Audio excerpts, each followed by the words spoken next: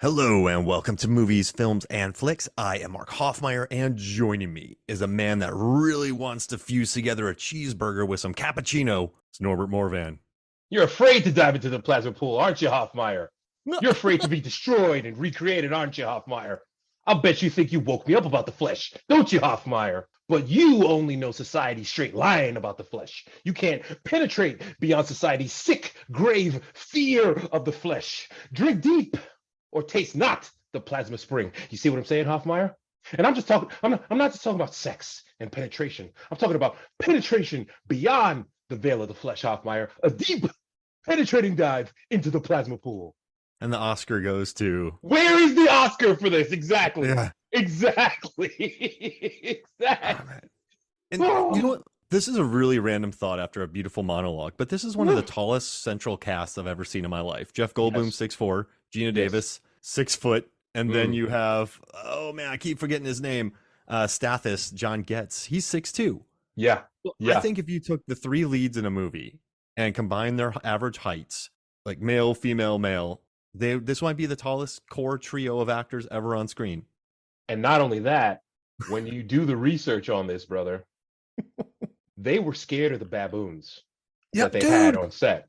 When it jumped into Goldblum's arm, listen, I'm sure well trained, they're fine, but I've heard stories about baboons, man. Like that thing will take your eyes out. I was worried about Jeff Goldblum getting his eyes plucked. 100%, 100%. Working with the primates is always a dicey prospect because you can only train them so much. They're smart, and so the fact that everyone is huge, and not only is Goldblum 6'4", but Goldblum is 6'4" and just cut. 185-pound bug. Lean, a god among humans. So because of his massive size, the monkeys respected him.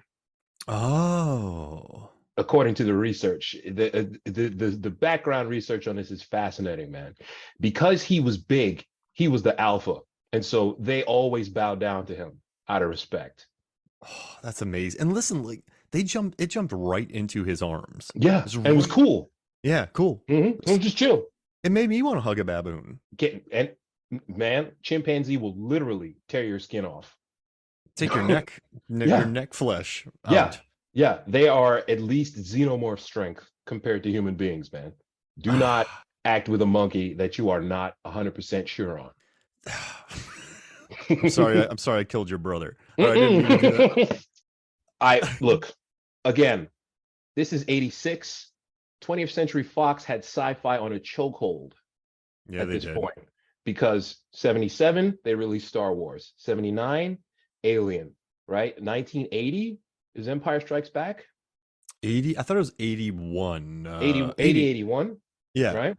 A few years after that, you get Return of the Jedi. Aliens comes out in 86, and this comes out in 86. You're right. It was 80. Chokehold. And not just because these movies are good, but because they completely changed what science fiction could be, right? Sigourney Weaver gets nominated for Best Actress in 86. She loses to Marlee Matlin, Children of a Lesser God. This right here, the plasma pool, every monologue he has in this, I'll hurt you if you stay. All of those, they're chilling, and he's 100% committed. Oscar goes to Paul Newman, Color of Money. He wasn't even nominated. I'm tight. Don't ask me about the Academy Awards, man. Don't. No. So I've had to do so much work on the Academy Awards. I've had to look up every actor, how old they are, how many nominees, what type of genre movie they're in. I've had to break it down, and it's screwed. So I'm very nihilistic when it comes to the Academy Awards. There's so many people who are outraged, and that's not how you fix something, by being nihilistic. I'm like, y'all, there's probably 200 performances that could be nominated for an Oscar. Only about 18 of them are going to get heavy money behind them. Right. Like, it's not the best performance. It's the money. It's like the politics. It's if Weinstein's running things. I mean, look at Shakespeare in Love. Like, look at Crash. Like, look at all the King's Speech.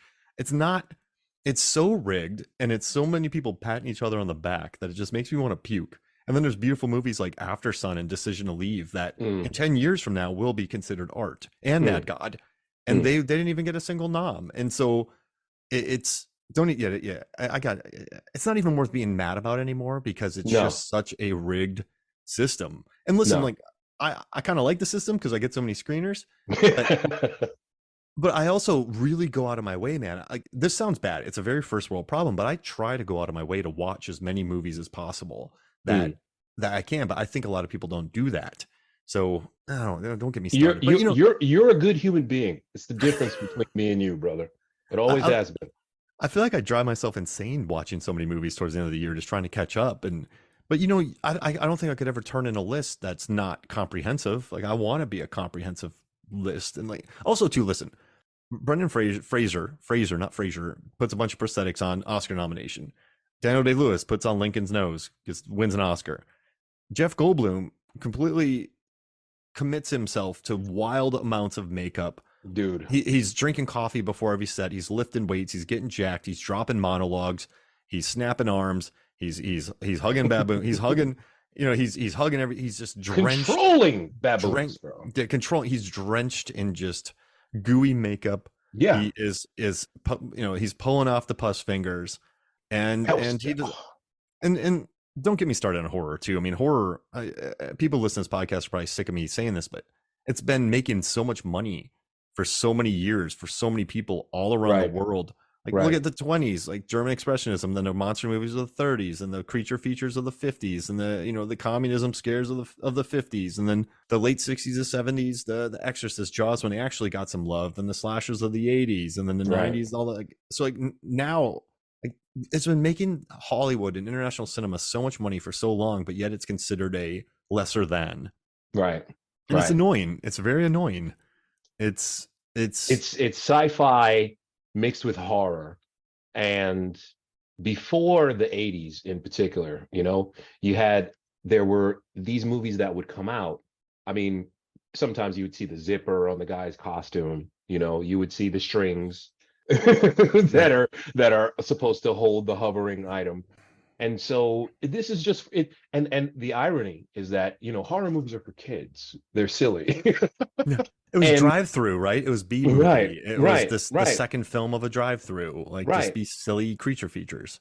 So this movie now, we get sci-fi with the telepods, check. We get horror with the body horror, check. And quite frankly, I'll put it out there. You can at me on this. This is one of the greatest romances in the history of film. They were married at the time, too. Yeah. They met on the set of Transylvania 65000, I think that movie was, which I've tried to watch that movie and it's just not good. No. But it's not because of the cast. It's just not a good movie. But Gina Davis and Goldblum, they meet on the set of Transylvania 65000. They are in this movie, and at the time, Cronenberg was saying, you're a couple. Maybe we shouldn't do that." But chemistry, bro. She's like, "You're so cute. I just want to eat you." And She I just starts, believe it. And you yeah. believe it. You look at her face. She's like, I've been into Goldblum for like 20 years at this point. Man, Oh yeah, man. she's just like they're so into each other, the romance that they have. The one thing about this movie is there's kind of this odd love triangle, which whenever I watch Yes. this movie, like Stathis never quite works for me. I don't think it's Mm. a problem with John Getz, but he's like, I'm keeping your key, and he basically blackmails her, and he is a horrifying man. And when he gets his foot and leg, when he gets his foot and hand gooed off, Dissolve. Yes, with vomit drop. you're kind of like, all right, but then he starts walking on the shotgun, and then he tries to help out, and then he's like there, but it's this odd triangle. And I guess, did you know on the behind the scenes docs, Jeff Goldblum was so into character, he would show up on set just to make sure that Gina Davis and John Getz weren't flirting. That's And awesome. Carpenter actually kicked him out of set one day. He's like, just listen, man, get out of here. Like, stop. Also, that is his wife, not for Yeah. nothing. But like And yeah, he's like, look, you better stay away. All right. I can't do a good Goldblum. Hard. I mean, I guess, yeah, or I will get the baboons to eat you because I am their alpha. I am the alpha now. And Look at me. it's just so funny how in character he was on this. Yeah. And I think this is the rare case though of I think sometimes you get classic horror, right? Ridley Scott. is a man who's an artist. He was legit. He and Tony Scott were artists. They Mm, love their art, and so when that's he right. made Alien, he got Geiger. Like when they didn't just go, "Hey, get me Hank special effects." Like they're like, Right. get me Geiger." When Cameron comes out, you know, he had Terminator, then he made Aliens, and he just turned it into this Vietnam-esque film with a badass female lead batting a badass female alien Right. with names of characters that you can actually remember. And I Mm, think Fly stands along those with Cronenberg because you know he wasn't a spring chicken at this time. He had made Crimes right. of the Future, Shivers, Rabid, The Brood, Fast Company, Scanners, Videodrome, The Dead Zone, into the well, yeah, and then The Dead Zone. So he had Yes. made it's like Shivers, Rabid, Brood, Fast Company, Scanners. These are all movies that are like in the 80s on Rotten Tomatoes. Are all highly rated on IMDb. You Right. have you have a fully committed Jeff Goldblum. You have Mensa intelligent Gina Davis who Yeah. can drop dialogue. Like I love listening to her insult people. Like she is the She's best cinematic insulter on the wonderful. planet. And Wonderful. I think it's just a case of just a lot of talented people. You get Chris Wallace and his makeup, and Hmm. then just Cronenberg wanting to get everything in camera, and these, you know, this one of the smartest things is when Chris Wallace was talking about doing this, he told Cronenberg, "I'll do this movie, but casting has to be number one, Mm. has to be." And so he told Cronenberg he wanted someone with a really tiny head to make makeup easier. But then he's like, but then they cast Jeff Goldblum, and he's like, he's perfect. He was so committed, and so you cast this really interesting actor. You cast this wildly intelligent Gina Davis, and then you Yeah. have Cronenberg, who's on fire and the best practical effects on the planet, and you get The Fly. This isn't an accident. This isn't a No, fluke. not This at is all. a plus science fiction body horror film. That's it. That's it. And at the time, Goldblum, I mean, the big chill, he was in that. And so, you know, he kind of makes an impression on you in that movie, but he's not a star yet. He's not in Jurassic Park yet. You know, he was in 10 Speed and Gumshoe, the TV show with him and oh my God, I just forgot his name. I'm a terrible human being. But they were doing, you know, detective work. And that TV show went on for a little while, man. And it's a weird show. But Jeff Goldblum is knocking on the door to fame. And then he gets this. And beyond just the fact that he is committed, he has such an arc. He starts off as just this nerd. I when I watch this movie, man, I believe him that he really didn't know that she was a journalist, but I know he did. You know what I mean? I believe him. Everything he says, you know, I just want to be human. Help me to be human. I believe him, and I shouldn't believe him because clearly he's insane. You know what I mean? He's turning into a fly man, and he's insane.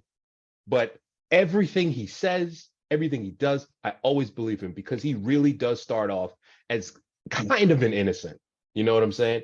He wants to make these telepods. It's not even about money for him. You know what I'm saying? It's about, yeah, I got motion sickness. I don't like driving in cars. I don't like flying.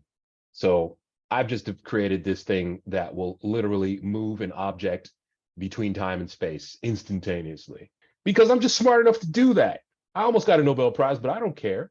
You know, I have Mhm. 5 outfits that are all the same in my closet. It's just out of simplicity. I don't care about style. I don't give a shit about that. You know? You don't get out much when she No. says that. You're like, yeah, and he's like, I have a cappuccino machine. Like he wants to make her a cappuccino. That's right. He really does. You know, it doesn't occur to him that they might have sex. Okay. You know, I believe that. And I'm not saying that he was a virgin at the time, but clearly he's not into chicks and style and being on the cover of Omni magazine or Particle magazine. Particle magazine. Yeah, you know, he wants to make his machine so he doesn't have to drive in cars anymore. And that is either me being a stupid, naive idiot at the time, or the fact that Goldblum should have got an Oscar for this. I will go to my grave saying that. Brilliant. I mean, he should have because once again, like he created something here. I mean, alongside Cronenberg, Chris Wallace, and Gina Davis, he created something here. And I mean, I also want to know how his character installed that metal bar in his office because that thing's sturdy. When he starts doing the gym, Ah, sorry, but yeah, he. But I it's mean, He's in a loft. Okay. It's because it's a loft. The loft is in Mill Street and Parliament. It's stand-in for Brundle's home and laboratory. Distillery District's old brick warehouse provides a stark contrast to the futuristic experiments happening within. It is in Toronto. And it's the same thing they used in Naked Lunch for the Interzone. They used that Ooh. area as well. Mm-hmm. When I worked in Toronto, I made sure to go to Mill Street, and they have a brewery there. Yeah. Yeah, I used to love going down there. I Yeah. mean, now it's all It's incredibly gentrified. expensive. Yeah, exactly. Exactly. Exactly. But at the time, it had that kind of meatpacking district New York vibe. He picks up this woman and he drives her to the place where the Warriors have a fight, and I'm going to show you something interesting. And she just falls for, okay, sure. When they get out of that taxi, it looks like they're going to be murdered. It doesn't look like he's a scientist. It's a greasy ass place, man. It's Yeah. cleaner on the inside. He just got game too. Listen, he knows what he's doing, though. You listen to him, the cappuccino, the talking, like I was yeah. just naive. I just love this movie made me fall in love with Jeff Goldblum. And I hate romance. I'm not a fan of romantic pictures and rom-coms, but this here, oh my God. I was just like, just so much game. So much game. Gets into the apartment and just doom doom doom doom doom because he's a Oh real gosh. jazz pianist. He's just, I got sweat. Oh, you've seen him now. I can't let you leave. Boom boom. Oh man. And they Oh, do they do such a good job of, I mean, they immediately put you into it. I mean, you're in this party and then you are immediately kind of thrust into their conversation. And so right. you're already, I just like that. They chuck you into it, and then Veronica and Seth go back to his place. He says immediately what he's doing. Hmm. He sends her stockings into teleportation, and then the Oh, movie kicks off from there. And I think the whole plot of this movie is like, listen, jealousy, cool it down. yeah. Cool, Calm down calm a down bit. on the champagne. Wait a Calm few down. hours. Calm Do down a bit. not test yourself, and Right. because you are jealous. Right. I think that's a pretty good. I think that's Jealousy, jealousy kills, brother, 100%. Because before he gets drunk, from the desk of Stathis Borans. How about under the desk of Stathis Borans? He gets drunk off champagne because he doesn't drink yeah. and he's ripped. And then he jumps into the machine. And I always feel so sad when that fly goes in there. I feel sad because he's such a good dude. He seems to be a good dude anyway. And the parallel is just before that, Stathis, I'm onto something big. What? His cock? He's super jealous and embarrasses himself in the clothing store. Yeah, Oh, you're right. Stathis. Jealousy, bro. Stathis Borans. Two Amazing arc. oh, man, two tall jealous men Mm, mm. running amok. That's what this movie should be called. Insecurity is a mofo, man. That That's should our. be the insecure fly. Now, how happy are you that the ending of the film did not feature Jeff Goldblum's arm and head in a fly body being eaten by a spider? A spider. This is the thing. So many remakes are terrible, but when you watch the original Fly, the makeup is awesome. The 50s Fly, the makeup is awesome. That Yeah, head, that head is creepy as hell, and it looks super real, great head. impossibly real. And the hand is just gnarly. And that woman, one of those piercing classic 50s screams. But man, when help me, please help me, you just start laughing, and now Mhm. all the fear is gone. Imagine 1986. You see this movie in the theater. Gina Davis. Oh God, no, blow my brains out, please. And then she goes, okay, bang, and then Boom. credits, and then credits. Imagine you're in the theater for that in '86. Oh, man, that thing just grabs the gun and puts it towards its head. Please kill me, Brundle fly, yeah, just take please, me out. please. That ending is one of the to this day, it's a gut punch. That the practical, this shoot must have been all just waiting for the practical effects, and then the makeup in this movie. It'd be like working on Legend with Tim Curry. Like you show up at 4 a.m. and then you start shooting at 3 p.m. Well, they I'm on my eighth coffee, guys. they said it took 4 or 5 hours to put the Brundlefly makeup on him. And it Nope. got quicker, but the problem Right. is there's so many different variations of it. It's not just one. You can't just, it's not like you're putting on a latex suit for the entire shoot. This is a variation of Brundle fly. So I Such a great mean, transformation. Yeah. and just watching him when he starts getting the kind of, for lack of a better term, marks on his cheeks when he breaks the arm and takes Tawny back to the house, and she's down the roll, and he's just snaps what Eric's arm, and Do just I look like a hooker to you? He just gives her a look like, I'm saying. she's like, well, I don't have to stay with my mom. Like, I Yeah. love that. It's like, are you gonna take me for breakfast? The biggest burn is when Gina Davis comes home, and he goes, "Oh, this is my mother." Dude, I forgot to tell you, I live with my mother too. Tawny, me Oh, and my mother, just brutal. and I like how Brutal. Tawny doesn't play either. Tawny's like, "Get out!" She didn't put on her clothes. She just leaves. She's like, "I'm out of here. This dude's no good." Tawny is not a hooker, but Tawny is free. Let's just Yeah, say Tawny, she's Tawny, free. she just sees where the night takes her, I Hmm. think. And then Hmm. when things get a little too real, she's like, "I'm out of here." She's feeling good about Marky tonight, and just and that's it. I'm going home with Marky, and Marky, that guy, apparently fought in the ring with Muhammad Ali and never got knocked Wow. down. He's a Canadian Whoa. pro boxer. Oh, so no wonder that made it a lot tougher because Yeah, you knew who that guy was. he's a Canadian pro boxer. And Americans would say candy bar, but he says chocolate bar. Have you ever snapped somebody's arm while arm wrestling?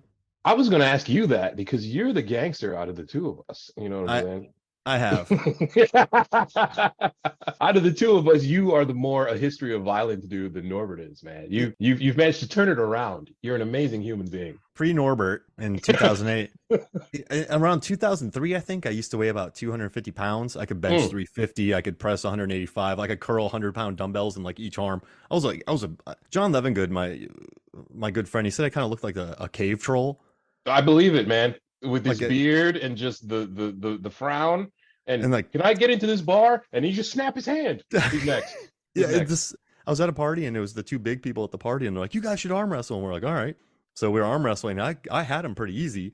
Yeah. And then he went for like a final hurrah, and I just kind of was like, nah, and I pressed down. But I guess the momentum of both snapped his like right His before. ulnar bone. Yeah, just you heard a snap. He goes, "Did you punch me?" I'm like, "I didn't punch you," and his arm just flops down. So then I drove him to the hospital, and like no, his brother was there. His brother didn't even take him. We got in the car. I drove him to the hospital. I hung out with him in the Jesus Christ. hospital. He got a huge cast put on him, and then we remained friends over the years. Ladies and gentlemen, Norbert's doing the podcast today with Brundlefly. Hoffmeyer's on vacation. He actually snapped the dude's wrist arm wrestling. You heard it here first. Movies, films, flicks, baby. I will never forget that noise, though, Norbert. It was I a can imagine. snap. Like people outside heard it. It was just a snap. It was insane. And he's like, I remember that. Did you hit me?" I'm like, "No." Well, yeah. Then I watched basketball games while they worked on his arm. Sweet And, God. and then And we remained friends. so by the time Brundle gets to the point where he gives her the plasma pool monologue Oh, because she can no longer keep up with him during sex, you know, how do you have any because fluids left? oh God, that I think I'm watching that scene is where I became a man. Just Gina Davis. They're on the couch and it's maybe 24 hours after he's gone through 48 hours. And now the acne starts to come up, and we get Chekhov's wound from the first time. Yeah, Chekhov's gun? No, ladies and gentlemen, we've got Chekhov's wound. microchip in the back or whatever a processor in the back. That would probably really hurt. And just the hairs coming out of the back of his, oh God, spider sense tingling. Absolutely, if you see that on anyone. You don't want a body full of these. Well, I've always been hairless. Oh, God. And then she gets him tested. She has the wherewithal to test him. He said, that's weird. And it is weird. Not for nothing. It is weird. But it's safe because she did have the science background. Mm-hmm. So, okay. Particle Weekly. There it is. But somebody's got to put out Particle Magazine. The best thing about Gina Davis is she just radiates intelligence when you see her on screen. Doesn't matter what she's in. And also, too, I just love her as a passenger in a car. Like, there's what? Thelma and Louise, great passenger in a car. And then she is in Long Kiss Goodnight. Her and Sam Jackson Sam Jackson woohoos at a woman, and she's like, "How's your neck? You got whiplash?" Like, she's just the greatest. And then she's the best car passenger in the history of. If I did make a movie about people sitting in a car, I would definitely put her in it, just quipping with like her fast cadence and her great dialogue. But yeah, no, I know I went off topic there, but No, that's fine, man. Those dimples too, man. She just catches you with that smile, And Long Kiss Goodnight has long been just underrated action movie. Period. Point blank. That movie, well, had it come out now in this John Wick era, she would finally get the props for it that she deserved. Because that is not a bad movie. I don't mm-mm. care what any Rotten Tomatoes or any of the other ratings say. That is a great action movie. It's You know what? wonderful. It sucks because it's actually pretty good, pretty well rated. But I think in the '90s, man. So I remember watching it in the '90s, It and got since dragged. there was such a dearth, well, because it was after Cutthroat Island, and it was Mm, when Shane Black was getting 4 million a script. So it wasn't even. People were so caught up with the bombing of Cutthroat Island. They're like, oh, Rennie Harlan's putting his wife in movies. No, his wife was a huge star before they met, and duh. then they're like, oh, Shane Black's getting 4 million. So it was all this blowback towards, and also Last Action Hero had come out Right. before that, I believe. When was Last Right. Action Hero? Yeah, Last Action Hero had come out before. And let me check that real quick. Last Action Hero. Yeah, 93. Oh yeah. So like Yeah. Shane Black, I think there was just a lot of animosity towards the people, not the movie. And also Right. too, when I watched Long Kiss Goodnight, when she turns into Charlie Baltimore and Yes. cuts her hair and flashes Sam Jackson and just becomes unrepentant and a murderer, that's Yeah. not something I was like used to as a 15-year-old, because No one women were, was. well, like she does have a daughter in it. She has to keep her daughter safe. But for me, it was always like Terminator 2, mom, and then it was Ripley, mom, pretty much, and Aliens. And so it's just moms protecting their kids. And she does that to a certain extent. But when she goes out rogue and just starts murdering people violently, Violently. I was like, this is intense. This is a bloody movie. Yeah. I think people weren't ready for how badass she was. I really Not at don't. all. Not at all. Not at all. Because Cutthroat Island is one thing, but CIA slash just merc for hire murderer is a whole other thing. And unrepentant and gleeful. Yeah. You paid the price. She's doing the Bruce Willis, Arnold Schwarzenegger, Sly Stallone quips as she's murdering people. That was not a thing. It was absolutely not a thing, Oh and that's man. why she got bashed. There's definite. She got bashed. Yeah, there's some definite misogyny there, man. Definitely. It's all good Sam though. Sam Jackson says that it's his favorite movie to work on repeatedly. He's like, because I just love sitting in a car with Gina Davis and talking and acting with her, because you could tell She's they so liked each cool. other. She's Yeah. so cool, son. She seems like such a cool person. And that is why the romance in this movie, you feel it, man, because she really does fall in love with this nerd. And then she just sees him slowly change into he starts to get hyper, do you like coffee with your sugar? That's when you start to see, Oh yeah. things start to fall off the rails. They've got a real banter going back and forth between them. She's definitely hurt when he breaks up with her, but she still tries to help him because she knows the dude that he was. And it's to the credit of Goldblum's performance that there is just nuance. He doesn't just go from 0 to 100. He goes through the machine and then he comes out and then he just becomes a gold medal gymnast. This kind of turns her on. Yeah. She's just giving him this look of, yeah, okay, we're about to do it after this because I'm ready. And You listen, know, he's 6'4" doing that and yeah, 185 pounds. He's not 5'2", a not at buck all, 40. not at Like all. this He's is a lean. this is a giant man swinging on a Dude, he does a dude. superhero pose after he comes off the pole and just stands there. Oh, it's just a vibe.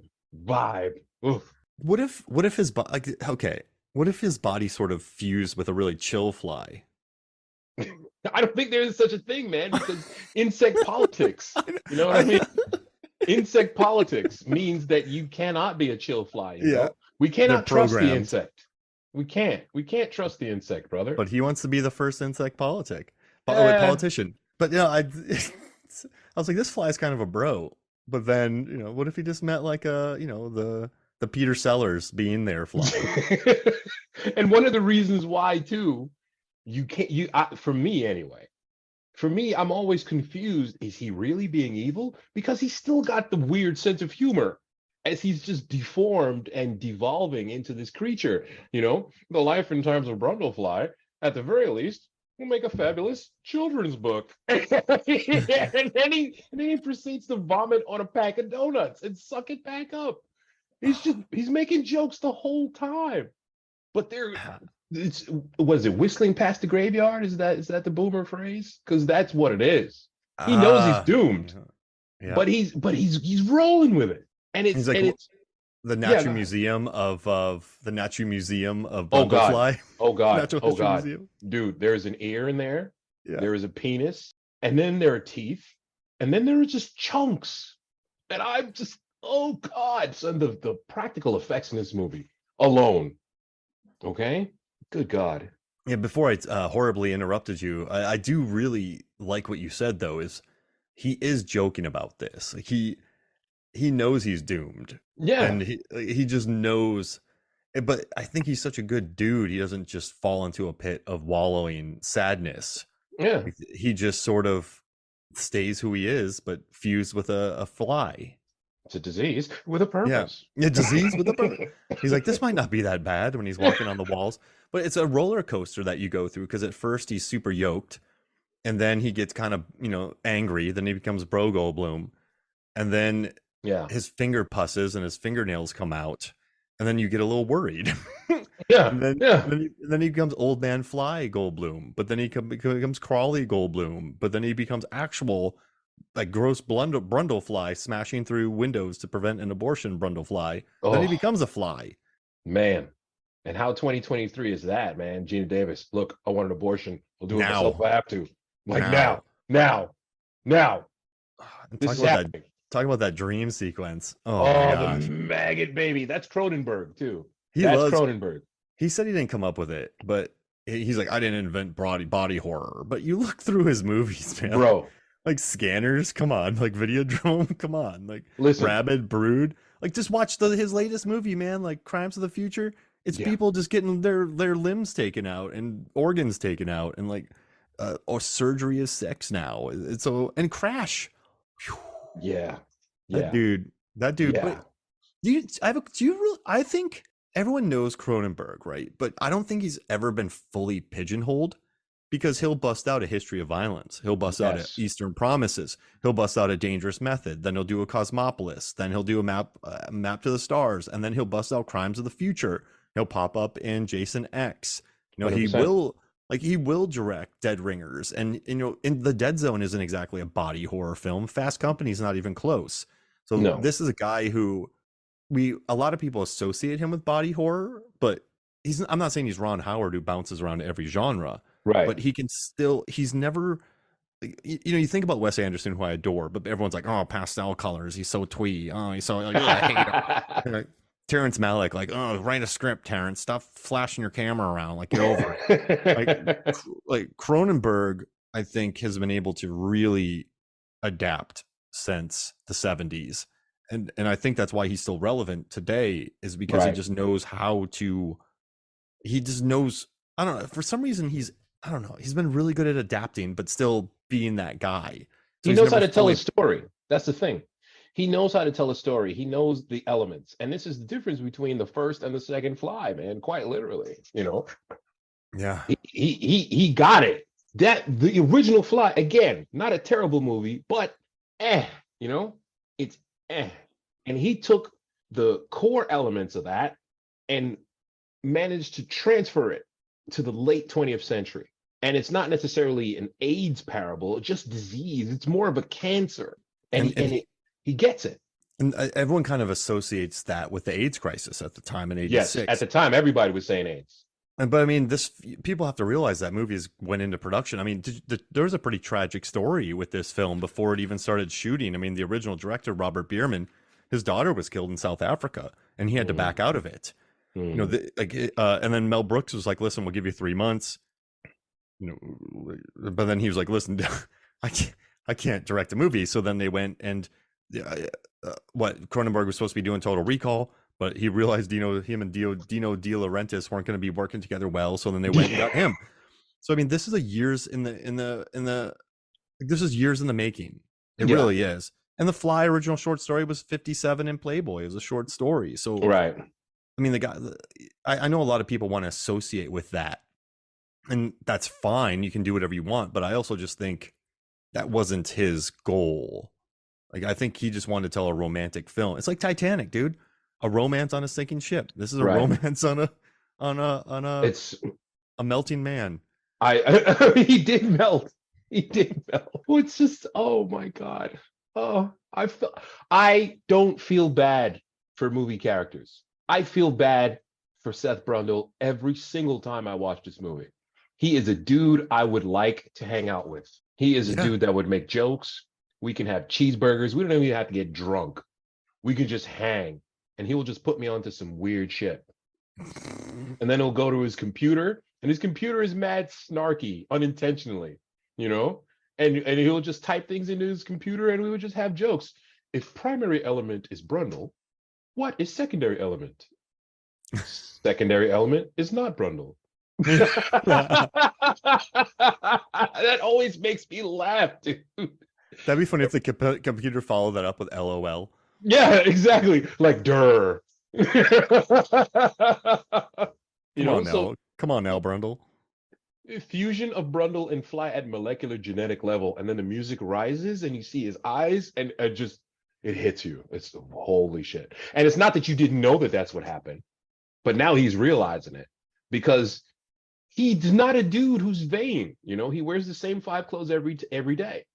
You know, and Mm-hmm. he doesn't shave. He's not a hairy dude. So when Ronnie tells him, "You look bad, you smell bad, and never been much for bather," finally looks in the mirror after she leaves, and he said, "Wait a minute, what is this acne? What's happening?" And now his finger shoots jizz. He just peels his fingernails off, and oh, oh.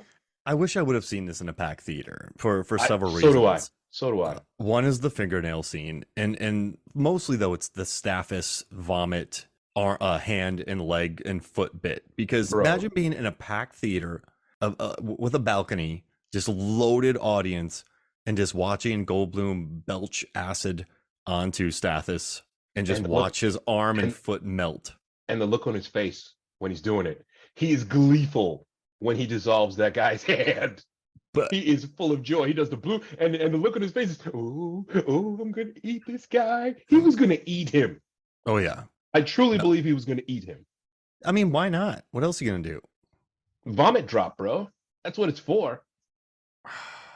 86 was a good year for kind of acid, spit, or blood. So you had Mm. Aliens and The Fly. There it is. A lot There of it people is. melting. There it is. Just Well, vomit drop, bro. imagine, would this movie work if it was Sigourney Weaver and Michael Biehn? No, no, Would because this movie? we need the weirdo stuff of Goldblum. It's he makes it happen. He's got this documentary show that's on one of the streaming services, and he's just super sneakers. People really like sneakers, and when I lived in Pittsburgh, I used to enjoy sneakers myself in the middle of playing jazz on my piano. And it's just fascinating to listen to him talk about nothing. It is Mhm. fascinating. You gotta have this dude, son. He makes this happen. You know, life finds a way. I mean, you can't substitute him. You know what's interesting what you just said? I think a lot of actors that they tried to be Goldblum or tried to be the character like Brundle, you could feel they're acting. But Yes. this seemed like more like Goldblum. He's clearly acting, but it seems like he's more inhabiting the character of Brundle here. And so I think many times when you see an actor try to play someone with quirks, you feel those quirks deep down in your bones. And you're like, this does not feel right. But you watch Jeff Goldblum. Now, lately, I do think he's leaned into it, and then you do feel it. Yeah. Yeah. Like Yeah. he hasn't just leaned into it. He's taken his car steering wheel and just pulled it all the way to the right All the way to the while right. going 100 miles an hour on the freeway. All the And way to the right, brother. and listen, more power to him. He's been crushing it since the 80s. So it's I just think that he's able to pull this off because he can be charming, but then he can also be weird, but you don't feel it. Like he's not a super sensitive dude. Like you don't want a super sensitive person in this predicament. I don't think you don't want a Norton. Like you don't want a Right. Right. Brando. Right. You want a Goldblum. Right. I think Jonathan Majors could probably do a good job in here Yes. because he could be a Yes. weirdo without acting like a weirdo, if that makes Yeah. sense. He will be weird. He will show vulnerability, but it won't come across as weakness or self-pity because he never pitied himself. After No. he squeezes the fluid out of his fingers, am I dying? Is this what it feels like when you is this what happens before you die? He's just trying to put it together in a way that's logical to himself. But it's never, oh God, I'm dying. I'm turning into a fly. Oh, this is the worst thing. Never. And then he just embraces it. Look at Eats the this. donuts. What's this? I don't know. Like, I like that his apartment's destroyed, but we never see it. I'm glad we don't get a magazine getting swept off a desk scene. I like that his Right, apartment's destroyed. Because listen, even if you are Brundle, you're gonna have some moments, man. you're gonna you bro. become a super powerful fly, and you realize you're dying. That you fuse with it, and your computer's being sassy. You're gonna wreck some stuff. 100%, 100%, 100%. Wow. And Gina Davis, Ronnie, she spends the film dealing with what is bordering on stalking from Stathis, but she still manages to stay within herself. I do love this dude. I would like to help him, but there's literally nothing I could do because we are messing with super science at this point. But I'm going to hold him down the best way I can. You know, Well, she really was considering having that baby too. oh gosh, but I mean, now, oh, don't even get me started on the sequel. But I mean, so he set up 3 pods at the end, and let me look at my notes because I have way too many notes about this movie. No So problem. you have 3 pods, A plus B equals C. So he's Right, looking to put another person in B, and then the two of them fuse, and then they go into C. right, Correct? right. So if he just does that as a pattern, let's say they just keep finding people, does that technically mean he's going to become more human based on the fusion? Well, what happened, like you say, you mentioned the Fly 2. The sun started from scratch, Oh, redid the code, which is how he is able to take the horrific capitalist and make him into a monster while he's completely normal. What Brundle was planning to do was not the same thing. He was literally going to just fuse them all together, which is insane. so he can have his baby. He would have his baby, which would be controversial in Florida. Sorry. But anyway, yeah, he wanted to fuse them all together.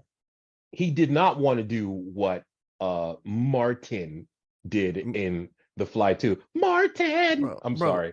he's Sorry. 5 in that movie, and he's having relations with Daphne Zuniga, and It you're is, just he's we've 5 broken laws. Yeah, we've because broken laws. when he's 3 years old, he's 10. Yeah, So in this movie, he's probably 20. So let's say he's 6. So he's 6 years old, right. and then she immediately sort of gets in, like they immediately have a sex scene. I'm like, that's a 6-year-old you're with. Yeah, Daphne Zuniga, like Spaceballs, Daphne Zuniga, The Sure yeah, Things, Daphne yeah, Zuniga. yeah. It's not her fault, man. That Eric's he comes out with red hair and blue eyes as a product of a child from Gina Davis and Jeff Goldblum. You figure that out. Okay. It could be the fly genes. I don't know what to tell you. oh man, and that poor dog, dude, that poor dog in The Fly too, and This is why the Fly 2 will never be whacked to me, because that dog scene is just, it centers him really. Yeah, he's an oddball, he's a weirdo, but man, everybody loves a dog. And they brutalize that dog, bro. They do. Yeah. oh man, but this it's just, you watch Martin. It's Martin! oh god, Martin! What? Who said? I have never said Martin. Martin. I've never said that in my life. Martin! Martin! It's not her fault. I don't believe it's her fault. Zuniga is a good actress. I Zuniga? always I always just say Daphne Zuniga. I always say Martin, not I say Martin. Martin. I say Martin, Martin. Maybe it's a Martin, New York thing. I say Martin. Martin. Yo, You Martin. know? Same thing Hey, with Martin Lawrence. Martin Lawrence. We don't say Martin Lawrence. Say Martin Lawrence. howdy, Ugh. Martin. Like, you know, that's how you say it. You don't say Martin. She said it once. Martin. She said it once that way. It's like Norbert. Right? Marku. I was doing Korean on you. Maraku. Oh, but Yeah. I mean, and also too, I just want to talk about horror remakes in general. I've done a lot of work on horror remakes with like Rotten Tomatoes and other sites, and watched a lot of them and analyzed remakes. But this is the one that works. One of them that real like I think a lot of remakes work, but this one works like this is an A+ remake because it acts as a companion piece to the original 1950s Fly. So Right. it does not retell that this isn't Psycho doing a shot for shot remake. Right. This is not a Texas Chainsaw Massacre 2003, 2004 that is a Texas Chainsaw Massacre with less violence. Right. and glossier HD screens and just Jessica Biel running around. Like Right. it takes a horrifying psychological film and just makes it into like a teeny bopper fright that I fell asleep in a theater during. But Yeah. as this was what this one does is it's a companion piece. And I also think The Fly was there's enough there to remake. Like it's like Fright Night, how they were able to remake That that and make it work with such a Colin good remake, Farrell and bro. Toni Collette. Such a good Just remake. the acting bench, dude. Toni Collette, Colin Farrell, Imogen Poots, who I think is amazing. I think she's great. She Anton is. Yelchin. Imogen Poots has chemistry with you. You put her on screen with anybody, and Yeah. you're like, I like this couple. I Yeah. think is I think Yeah. she just puts them on her back and carries them. And then you 100%. have David Tennant. I didn't even know about Doctor Who when I watched that Neither movie, did I. Neither and did I. I was like, I like this guy. Like I even liked his So co good. the lady that was with him, like the real sassy lady that swore at him a lot. Like I Yeah. liked, and even MacGruber, not MacGruber, Christopher Mintz-Plasse. What was what was his name in Superbad? McLovin. Yeah, McLovin. Yeah, like I'm I even sorry. liked him. I do like MacGruber, by the way. Some good old Val Kilmer. It's an odd movie, man. Yeah. Just that sex scene. Like it's such a It's so cringe. Oh god, I feel unclean every time I see it. it's such a great messing with tropes, like just him Right. being subverting tropes. But Right. He's the worst. Yeah. I just think The Fly works though because they took it seriously and they Yes. even The Thing 1982 is a it's not really a remake because The Thing from Right. Another Planet is based on a book. It's more of another adaptation. Yes. But I think there are ways to remake a film, and this is one of the ways that you should look at. Mm. Just Mm. new story, new elements. They adapted it for the ages. They brought in some pretty tawdry stuff, Yeah. but it still works. I'm not gonna say it works as like a date night, but it's 95 minutes. I just think it's an example It's of breezy. Definitely yeah. breezy. It's what happens is when you update things to modern times, it's a roll of the dice. But when you understand what's going on in modern times and you update something from the 50s and you do it properly. So we get abortion in here, we get wild science, because he was kind of careful, but not really when he was Mhm. doing his really super science. He did not take as much care as he should have. So we get that, the experimentation angle, we get the relationship angle, we get the toxic masculinity of Stathis, but underneath, very, very underneath, he even has an arc where he realizes, look, let me actually respect this woman and help her out, because he absolutely stalks her in his Maserati with a personalized license plate. He is a complete douchebag Oh yeah. for the longest part of this movie. He keeps that key. He just walks into her apartment. Felt a little bit scummy. Yes, dude, you're a scumbag. That's why you feel scummy. What do you mean you had a hard day at work? You sit in the office at Particle Magazine. We deal with all of these themes that are modern and nothing in terms of their character anyway, their personality, nothing is over the top. Mm-mm. Nothing's over the top, And even as weird as everyone is. I Yeah, mean, you're telling me there wouldn't be somebody like Stathis, editor in chief who abuses his power. I mean, are you come on, kidding me? and a teacher. Are you kidding me? That's Come that on. dude. That was the whole premise of the 6-year show of HBO Dream On with Martin Tupper. He gets divorced from Judith. He's got the son Jeremy, and he spends the entire series just hooking up with every woman that he can find. And He's a dirtbag. Stathis exists, Yeah, these and are real. These are archetypes of real people. That's why the movie hits. That's why this movie should have gotten some kind of Oscar. They managed to give Aliens the Oscar for sound design, which is, thanks for existing. The same way they gave one of Spike Lee's movies an Oscar for adapted screenplay. The year Do the Right Thing should have won, it didn't win. don't get me started. Like Yeah, Driving Miss Daisy won that year or something. Just yeah. and I wanted to figure this out, and I think I told you this, but Denzel Washington lost to Al Pacino Yes, Malcolm X we in talked about this. Son of a Woman. We have talked about this. It was a lifetime achievement for Pacino because at that 100%. time I think it was his fifth Right. nomination without winning. So I think finally they were just kind of like, Okay. like Yeah. let's just Like I know Denzel turned an all timer, but let's just give this guy an award because nothing for Dog Day Afternoon, nothing for Godfather, nothing Dog for Day Afternoon is brilliant. right. Dog And Day Afternoon is dealing with themes that we're dealing with today. yeah, That is I an mean, look amazing what he's movie. trying to raise money for, Yeah, and so I really think I'm not saying it's right, but I really believe it was a lifetime achievement award that they just gave to him it that was. night It at was. the expense. We talked about this, man. Yeah, we had to. I say it before and I'll say it again. Watch a video of Malcolm X on YouTube, then watch a video of Denzel being Malcolm X on YouTube. They're the same guy. Yeah. It's terrifying. It's amazing. He gets his cadence, his delivery, the motion. Don't look, man. Make me break my computer. He should have just yelled "hoo-ah" during some scenes, Yeah. And Scent of a Woman's not a bad movie. and he Don't get it carries it. twisted. Yeah, He does.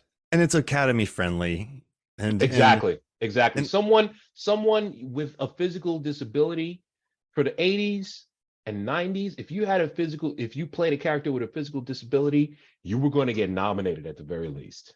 like Tom Hanks, Forrest Gump, and Philadelphia. Children of a Lesser God. The pianist one and what Adrian Brody. Well, he didn't have Mm. a malady, but he got really skinny. So like, Oh, are you method acting? All right, cool. Here's the yeah. Oscar. Right. So Right. You tried really hard. the one thing I do like about The Fly too is that like I don't think movies like tech. Listen, remake everything. I can't stop anything. We've been Hollywood has been recycling everything since day one. Forever. But when it comes to remaking movies like the Texas Chainsaw Massacre or movies like I Spit on Your Grave, movies that were shot for next to nothing with young crews that drove themselves insane and managed to find let's see lightning in a bottle with their products. But these movies are very unhealthy. I remember watching both of them and just being like Yeah. Yeah. like this happens because of grindhouse theaters, because of exploitation cinema. Yeah. But then when you remake them with a $10 million budget or a $15 million budget and you make it R-rated and you leave all the psychological and don't go as hardcore, then it's just a insulting, almost worse example of filmmaking because you're taking an all-time dirty, gross, horrifying film and you're just putting WB actors in it Right. and Right. you're like, so I don't like those remakes. But if you're going to remake something like The Thing, if you're going to remake a Godzilla movie, or like the source material isn't so grounded in absolutely horrifying events. So for me, that's what makes some of the best remakes are movies Right. that don't have to live up to meeting the standards of an incredibly gnarly film. Like you can't remake I Saw the Devil. Like if an American tries to remake I Saw the Devil, the Korean horror action thriller revenge film, it's not going to Right. hit as hard and it's not going to No. go as dark. No. So why even No. do it? Like Well, the why even Train to Busan remake, it terrifies me. And not because it's it's going to be scary. people don't remember how many people die in Train to Busan. You know how many people die? Everyone dies. Yeah. Everybody dies. Spoiler alert, kids. Yeah. Everybody Yeah. dies. Yeah. Like it's a movie that's so mean. It has people going down an escalator and then zombies start chasing them. And then they have to run up a down escalator. It's Right. the dad dies. Like it's There's real pathos. yeah. And I'm trying to see the American remake experience the pathos and the depth of the character work that they did to make you feel these people. And I don't see it at all. Because even the cast grab of the sequel to Train to Busan that they made in Korea, that's not a good movie at all. No, it's bad. It's not a good movie at all. The French should remake Train to Busan because they hit hard. Think of their new wave horror and then think of their ultra horror like Martyrs and all that. And recently with Raw and Titan and Revenge, like let one of the badass female French horror directors remake Some Train to ennui Busan. in there, man. Yeah, there's some real ennui in there. Give me that. Like let's have the cast of Titan remake Train to Busan. That'll And punch and you. and my whole thing is with a remake of Train to Busan in America. What train? What train? What possible train could you use? There is no train. What are you going to put them on an Amtrak Acela? It's a 2-hour ride. It's an hour ride, hour and a half. The Train to Busan from Seoul to Busan, that's a solid 3 hours, man.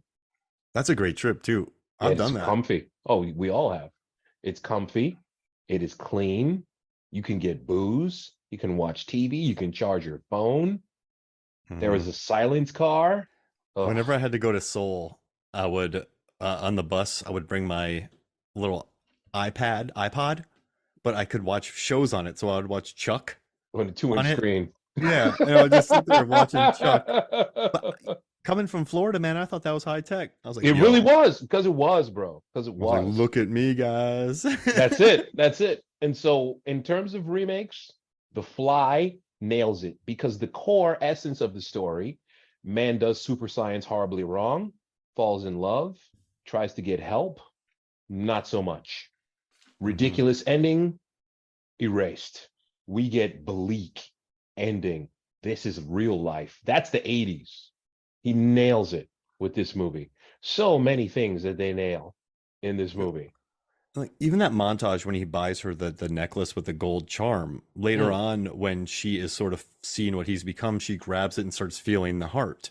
Like they right, don't mention that. Like that's for you to observe. right. It's just another nice callback. So yeah, this movie's just so loaded with it, and man, it does bring up a lot. Like it's and I love that Goldblum is just a jealous dude, and you feel bad Yeah. for him, but bro, don't be jealous. He's never had a real No, relationship yeah, either. no, you're right, and It's all new to him.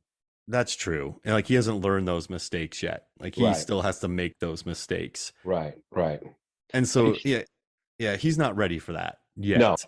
no. And she tries to do right by him. I have to scrape off this previous life, Oh, that was a great. Where's that line? Megan was listening to that. She's like, I love what Megan said. She's like, that sounds very written, but I love it. Yeah, That's one of it's those true. a writer high fives himself when they say that. I have a past life and I need to scrape it off and throw it away. Yeah, like scrape it off the sole of my shoe, Right, and right, like, but it's such a good line, right. and she delivered. And he is a scumbag. Yeah. So that's what you do with scum on your shoe. You scrape it off. And then he goes to break up. He goes to finally not necessarily just break up with him because they've already been apart. They live together and she kicks him out. He shows up, he's in the shower. She flushes the toilet while he's taking a shower, which is a very old school apartment thing that you do. It makes the water cold. He still doesn't get the hint. No, I'll keep it. He's just a dirtbag. And then he finds out that they're sleeping together. And then he just decides, okay, I'm going to put your secret story on the front cover of Particle Magazine. What does this mean? It means that I'm your editor and I'm shaping your material into a story. Petty schmuck. Like she says, he is a petty schmuck. And then they kind of make up. Okay, cool. You're going to be with Brundle. I'm going to help you with the story. I don't want you to disappear from my life. Seconds later, what about sex? I'm not saying love or affection, just stress relieving sex. Dirtbag. And I don't know, honestly, if he really means to hurt her because he does kind of happy to disappoint you. The vibe that he gives with that, it's kind of like, haha, I got you, but it's also kind of a melancholy in it. The He dude's a thinks good he's actor. I mean, he thinks he's being funny. This is a Right. highly entitled rich man in the 80s who's the head of a newspaper. And so I think he's Driving a very much Maserati, yeah, word. he is very much so in love with himself. And Yes. I think he doesn't like that she broke up with him, that she doesn't want to be away from him. This is more of a conquering type thing. And Right. so I think he is playing a game to a certain extent, but I do think he thinks he's funny. I do. Like the guy has I think listen, but there's a thing about people, and I've learned this through the years, and you really learn how someone is during a crisis. And Hmm. so when she needs that help, he's there. So I think there are people who would fall apart, and he just happens to be a wildly entitled douchebag, but Right. he'll get your back, and he proves it. I He think does. yeah, Right. and I think some people just step up at that moment. Doesn't He matter did. who you are. I just think there are people who can, no matter where they are in life, they will be there. It's a And so, legit arc. It's a legit yeah. arc for him. He does show up. And listen, Is Status Board still in love with you? How could he not be? I was like, you're right. oh yeah, that was a great line. You're so right, Gina Davis. Yeah, I'm in love that with was you a right now. perfect line delivery. And Perfect. I mean, listen, he loses his hand and his foot. Fair game. Like, Hmm. don't be a weirdo. Hmm. Hmm. Don't you know? Plus, If you hadn't been such a dirtbag, he wouldn't have put himself in the thing with the fly. seriously, seriously. Oh man, what a good and great practical effects. That poor baboon. You know, there's a deleted scene where he puts the baboon and a cat in a thing, and then he beats it to death with a pipe. This is what I heard, and I'm glad I didn't get to see that. I They don't ever want to see that. they showed it on the doc, and he's Oh just whapping no, it with a pipe. And even in my head, I was like, I don't want to see this. Like, no. get away from me. But yeah, that's not a good moment. But Ugh. I'm really happy that you suggested this movie, though. This is this. It's quality, and I haven't covered much Cronenberg. I've talked about Nightbreed, but he didn't direct that. He's just a serial killer. So Yeah, it was fun to kind of check this film out and sort of think about his movies again, get his movies back on the radar, especially Crimes of the Future. And I gotta tell you, watching History of Violence and how quick the violence is in that movie yeah, it is. blew my mind. Yeah, it When is. like remember when he kills a bunch of people and William Hurt's like, where did he go? Right? And Yeah. the diner scene and just watching that moment and how quick he is, that blew my mind. And then Crash. I got the Criterion. Yeah, of course I have the Criterion because I'm pretentious, but I got it sitting here looking right at me. And I just Listen, think, Cronenberg is up there with Spielberg and Scorsese. Period, point blank. You want to call him a genre director? That's fine. But clearly, there's evidence that he's not just body horror dude. Cronenberg has a vision. Cronenberg knows how to tell a story with a beginning, middle, and end. The Fly is his greatest movie, in my opinion. It is and it is a it is a perfect movie.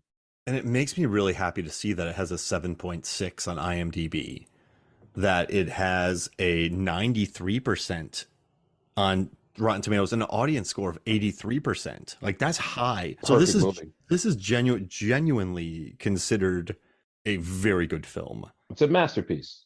And I don't say that about anything. It's a masterpiece. and the years have been kind to it, and there's no reappraisal of it. There's no one going, No, wait a second, all the themes. No, everyone's like, no, this is not a movie that will be looked at 20 years from now and be like, well, it has these themes. No, no, no, this is a very good movie. no. And I think he understood what makes things timeless, and that's why it's a timeless movie. There it is. There it is. And thank you for Vincent Price and them for Yeah. making the original so that somebody could make this vastly superior remake. It's vastly superior. I Like do love not Vincent close. Price's voice though, man. Oh my You know, you gosh. have to. You have to. I can't do a Vincent Price impression or else I would. Oh gosh, I love it. So how about this? Let's do something. Let's do a quick horror remake draft. All right. And we'll draft remakes of horror films. Okay. And so I'll let you go first. All right. The first one I'm going with, it's going to be a shocker. The Fly? Nightmare on Elm Street. Oh. The Nightmare on Elm Street remake with Jackie Earl Haley is very underrated to me because the first one, that was the original by Wes Craven, it's kind of weird. And Freddy Krueger is a bad guy. And, they say, he's a murderer of children. This one, they're kind of specific. He's probably a child molester. And on top of that, there is a strong vibe for the first act and a half. Maybe he didn't do it. Mm-hmm. That's believable to me. It was believable to me that, you know what? He might have done something bad, but maybe he wasn't that bad that they had to burn him alive. Of course, by the end of the movie, you find out, okay, yeah, he was doing that shit. That picture. But that was like a twist that I really appreciated. Because imagine if the parents burned Freddy Krueger alive, but he was innocent. Now he's just on revenge. Now he's just doing revenge. Exactly. And you have to kind of say to yourself, I understand it. I get it. That's a big twist on Nightmare on Elm Street that we have never been introduced to. That movie deserved better. That's So my little. opinion. I think it did come out at a time when horror remakes. So I did a data post just showing the chart of how many were released, and it kind of was coming out towards the tail end of when horror remakes were getting kind of tired. Not Right. tired, but the hype was gone. And so I think there was a general, not this, like it's just another one. And so there was a few disappointments before it, and I just think it wasn't on the upward slope. This wasn't 0304 when horror remakes were riding high. Right. So yeah. All right, That I'm gonna watch it again now, Norbert. I'm telling you, you go into it as clean a slate as you can give it, All right. and and ride with it as it's just, you know, he didn't do that shit. I was just like, what? No. Because if they actually had the balls to carry the movie, carry that throughout the movie, it would have been even better. I like what they did anyway, because you do kind of get the vibe that, because you see him playing with the kids and he's really friendly and nice and he's just being a weird nice dude. You know, he's a gardener, he's a weirdo, he's a Mm-hmm. gardener, that's his job. He's always going to be a weirdo, but he's nice to the kids. Maybe he didn't do it. I love that part. I love that vibe of the movie. All right, I love it. I'm not gonna go big on mine, but I'm gonna go with the Crazies, the remake that by was a Breck great Eisner. that was a great remake, man. When you hire Rada Mitchell and Timothy Oliphant to headline your movie, and then you go to Iowa to shoot, and you have Mm. the wide open, I have a lot of family out there, and they captured the wide open expanses, and it's a beautiful looking movie. The guy who shot it, I think his name's Maxime Alexander. He's Alejandra Aja's guy, and I think he just shot the daylights out of it, and it looks wonderful. And you have two excellent actors. That house that they burned down was an actual haunted house that no one wanted to go into, and they were given permission to burn it down. Nice. Everybody's like, look, get rid of this thing. We'll give you Yeah, all the money you want. Just please and burn this house down. that's exactly what happened. And the That's framing of great. the shot, and listen, I just think you hire two pros, and it's just a good movie. It's a very good movie, and I love. You should listen to the episode. Megan and I recorded one about it because Will we love do. that movie. So yeah, the Crazies is my first pick. What's your second? Oh man, we're keeping Goldblum in our hearts. Body Snatchers, 1978. Abel Not a Ferrara? no. Abel Ferrara Body Snatchers will be my next one. That's like 1990 something or Uh 1990. Body Snatchers, 1978. Goldblum, Veronica oh, Cartwright, the wife of Adrian Monk, Sutherland. Sutherland. Sorry. The Yes, face that. Nimoy. Nimoy, rest in power. Nimoy. This Body Snatchers serves not only as a remake, but the way that they get Kevin McCarthy in it, it kind of feels like a continuation of the original, because he absolutely does run, oh, you're next, and gets hit by a car Mm. in this one. And this movie starts to touch on the alienation that people were starting to feel as the 80s were coming on, because people are getting more and more separated as the 80s are coming on. Money crunch. It's 1978, late 70s, early 80s. So they're in San Francisco. San Francisco looks wonderful. You know, you got Dr. Bennell. He's a cool cat. He picks up pieces of rat poo with the tweezers, you know, and he's Donald Sutherland, you know, for Christ's sake. He's a swinger. But man, Oh god. Body Snatchers are coming. And then they do Amazing Grace with the what's that Scottish instrument? Bagpipe? Thank you. Bagpipe Amazing Grace is the most chilling thing I've ever heard in my life. Man, who is it? Is it Flogging Molly or Dropkick Murphys? They do a great Amazing Grace on bagpipe, and it sounds amazing. I It is love it. haunting. Body Snatcher 78, bro. I love it. That's me. So I'm gonna take Piranha 3D, even though it's called it on everywhere they call it a remake. So I'm just gonna take it. I'm gonna run with it if that's all right with you. Go for it. Because I love Alejandra Aja's dedication to making the slimiest movie ever made. And it's have you seen it, Norbert? What's the movie again? Piranha 3D? Have you watched I have Piranha not. 3D? I have All right, not. you need to watch it. I got to get it in there. Okay. Like it is one of the most gratuitous, over the top, like gory, gnarly, unrepentant movies. But it's the rare one of those that critics and audiences liked. Mm, So you look at the critical score of it, it's in the high 70s, but it's gnarly. But I think Alejandra Aja knows that.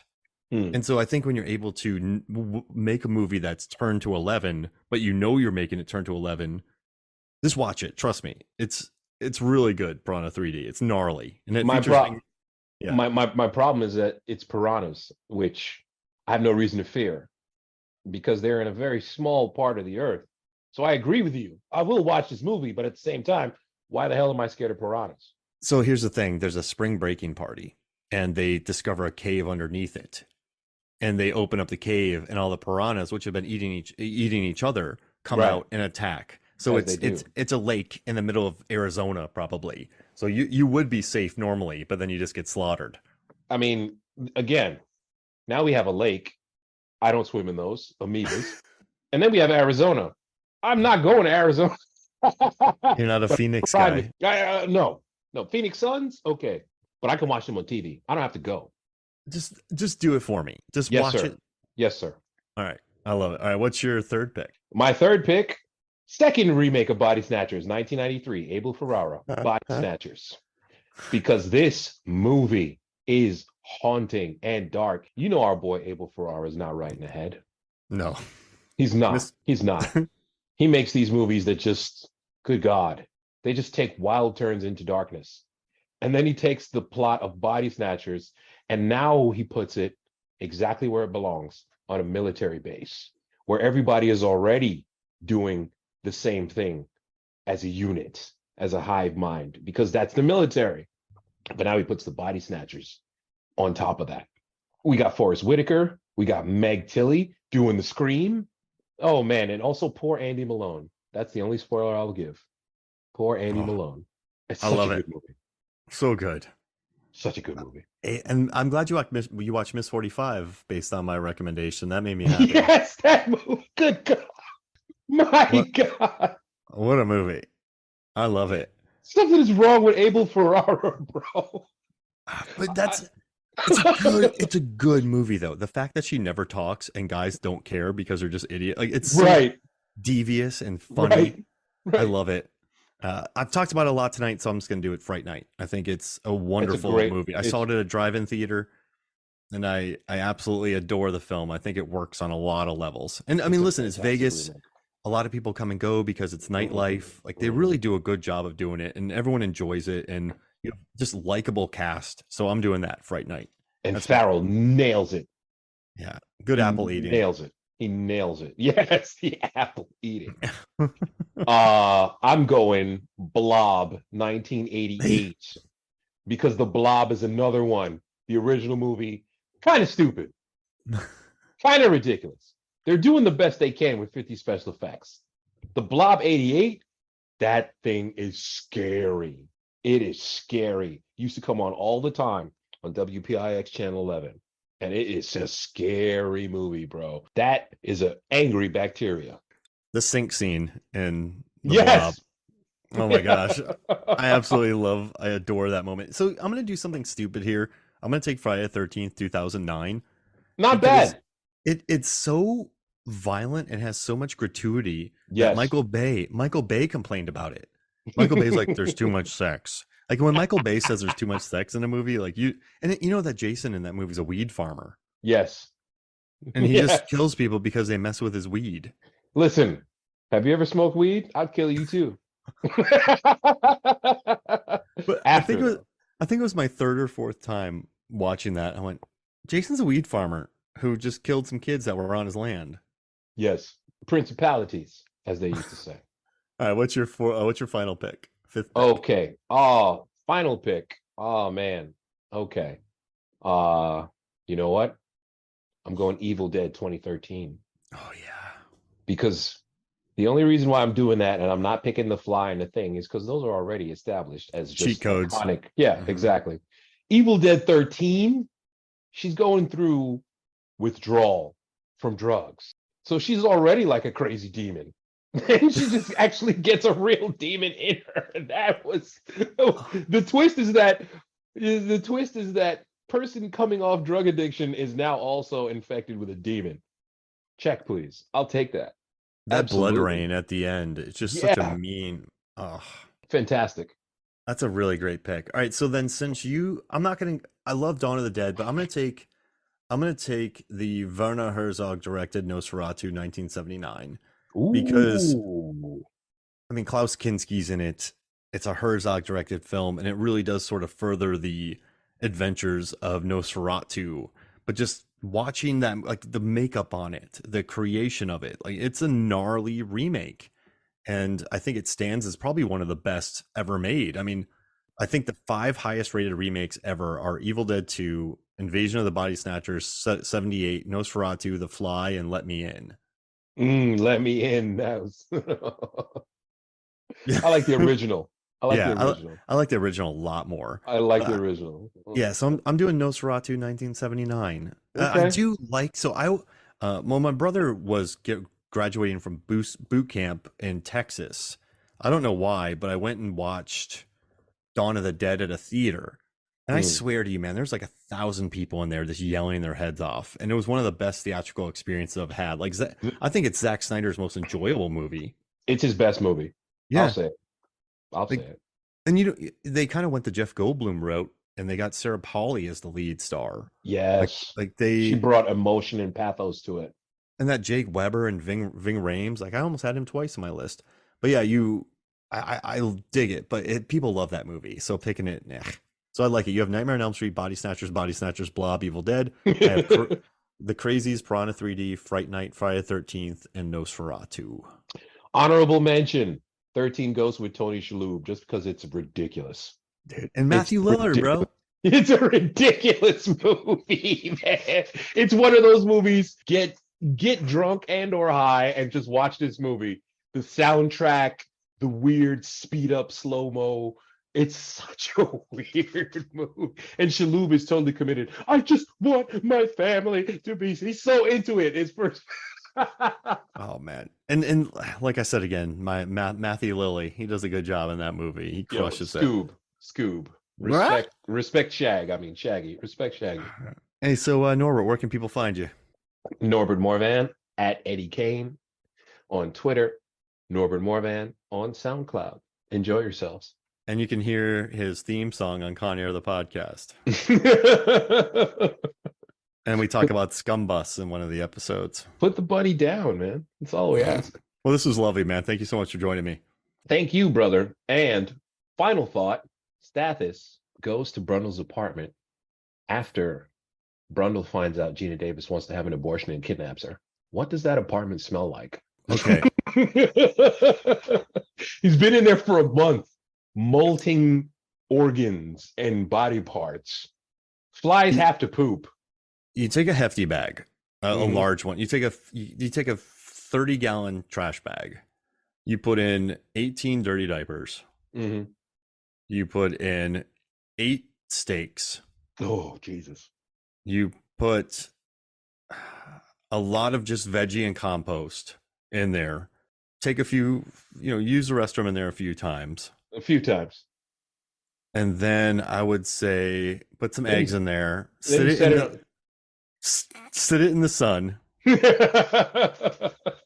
And I would say that's about it. Sprinkle it with the tears of a clown. Yeah.